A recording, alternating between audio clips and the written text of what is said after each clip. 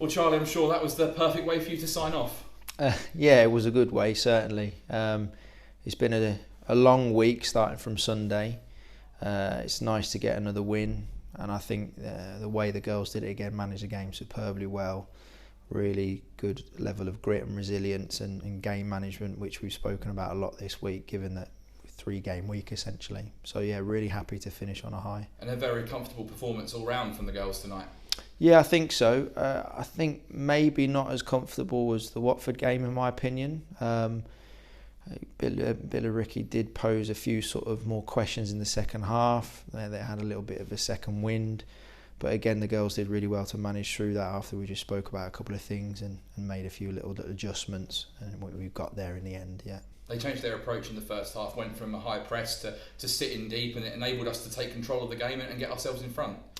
Yeah, it did. I think we could have maybe made more of those opportunities and more of that sort of lack of high press at times. But I think we've expected that a lot from teams in this league now, where they sit off, they sit in more of a block, they allow us to come onto them. And I think that's where the girls' learning needs to head now, is that when we're in these situations, how do we overcome those challenges that we face? Because we're more than capable of doing it. And I think the more that we work against teams like that, we just got to keep working the ball, finding those solutions and just being more clinical than maybe what we have been. But again, credit to the girls, managed the game well, took our chance when we had it. Yeah, good penalty from Freya's won the game this evening. I guess maybe a slight frustration that we've not managed to add to that. Yeah, like I said, we have to be more clinical. We can't win 1-0 every game, in my opinion. We need to do a little bit more to kind of see games off earlier, particularly when you're in a busy period, when you've got 3 games in the week. Finishing a game off earlier just allows you a bit more breathing room, rotation of minutes for players. And not sort of leaving that sort of doubt at the back of the mind that they could creep back in off our mistake or one chance that they have, which has happened to us before. So that would be the message to the girls moving forward, is can we make more of the opportunities we have and just add that more cutting edge to what we do. A great collective performance tonight, Charlie, but 2 players that really stood out were Sarah Brazera-Carrera and Sophie Peskett. What did you make of their performances? Yeah, they've developed a really good relationship in training, and we're starting to see that on the field.